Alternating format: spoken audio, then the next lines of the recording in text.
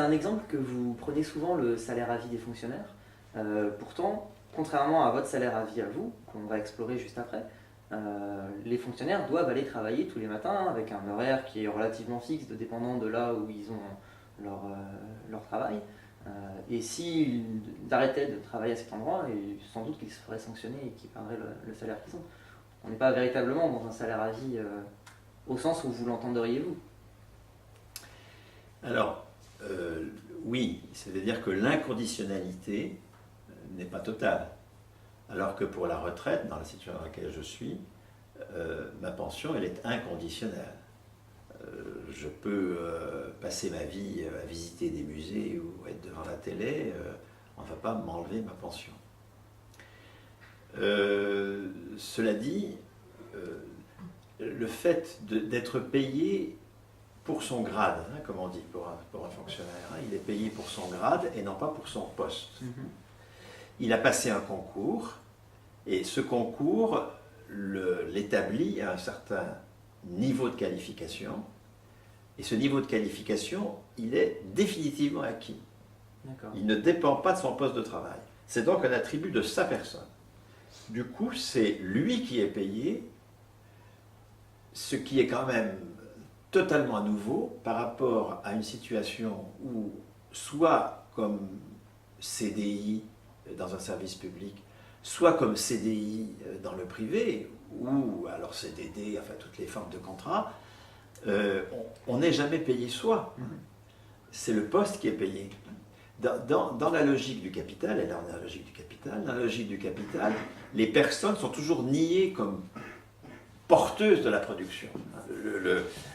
La classe dominante dit « mais c'est moi qui suis porteuse de la production, c'est mes outils de travail qui produisent.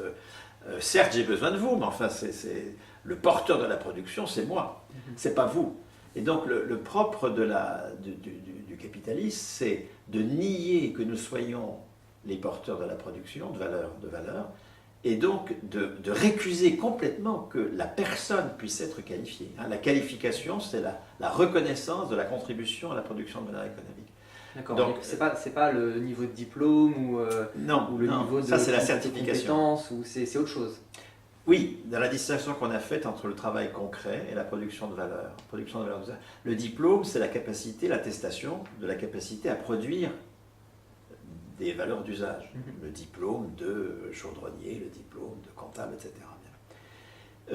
La qualification, ça va être, dans une convention collective, on est ouvrier professionnel 2. On est, dans la fonction publique, on est corps A, 6e échelon. Ça, on est dans un niveau qui n'a plus à voir avec le travail concret. Vous voyez, c'est très abstrait comme définition.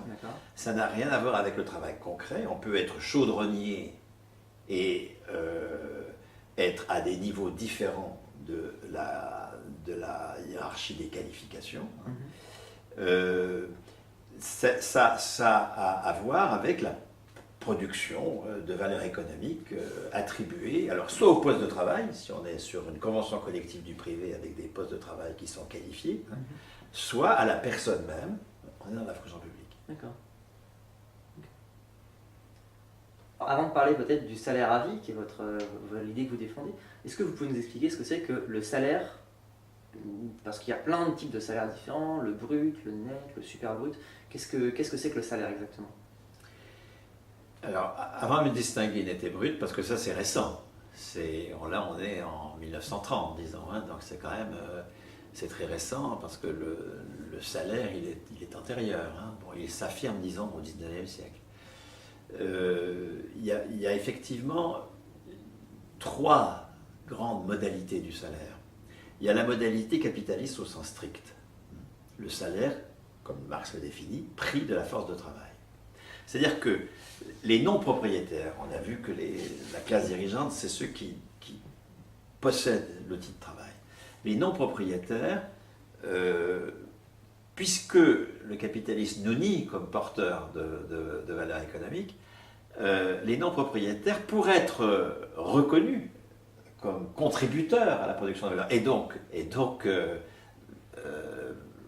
pouvoir être payés, puisque cette valeur est reconnue par de la monnaie, ils sont obligés d'objectiver une partie d'eux-mêmes dans une force de travail, une marchandise qui va être portée sur un marché, le marché du travail, qui n'existe que dans le capitalisme. Il n'y a aucune autre société qui ait un marché du travail, c'est-à-dire un lieu sur lequel sont portées des forces de travail, en général décrites par un curriculum vitae. Hein. Et si cet offreur de force de travail trouve preneur, cette force de travail va être achetée à son prix.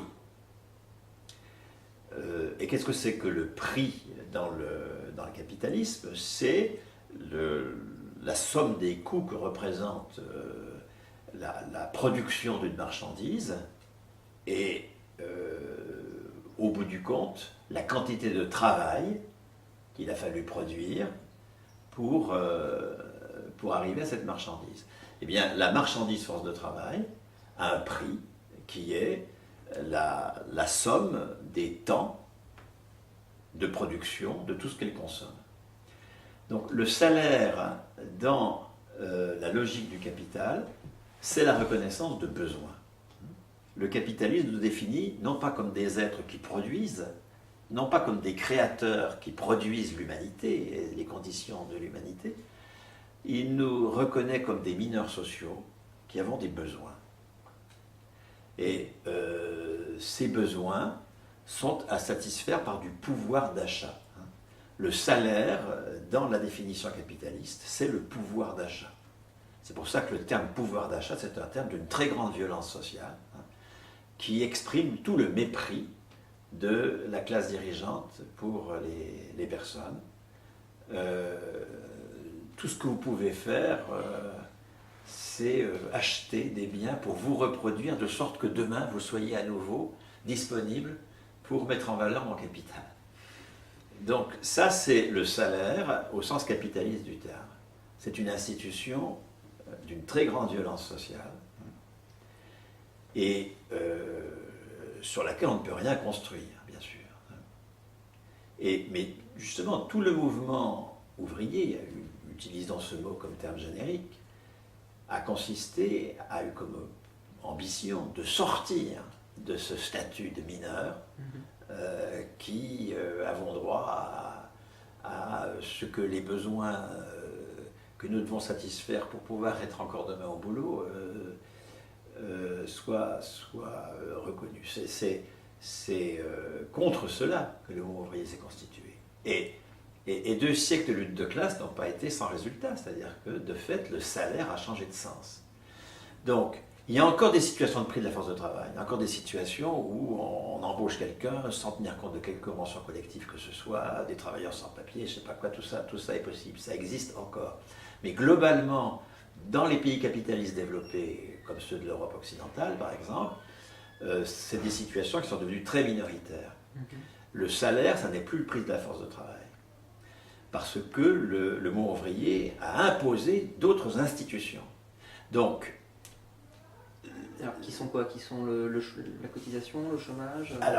Alors qui sont déjà la convention collective. Hein. La convention collective, elle introduit un mot tout à fait nouveau, qui est un mot qui écorche la gorge de tout capitaliste, qui est le mot qualification.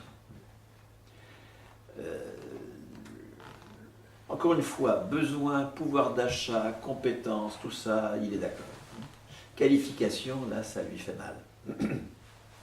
Parce que la qualification, c'est le fait de reconnaître une contribution à la production de valeur, alors qu'il prétend, lui, être le maître de cette affaire.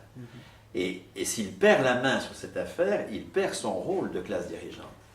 C'est pas qu'une question de gros sous, la lutte de classe. C'est pas une question de partage de la valeur ajoutée, comme on nous raconte. Hein. C'est pas ça. C'est une question de qui décide de ce qui a valeur.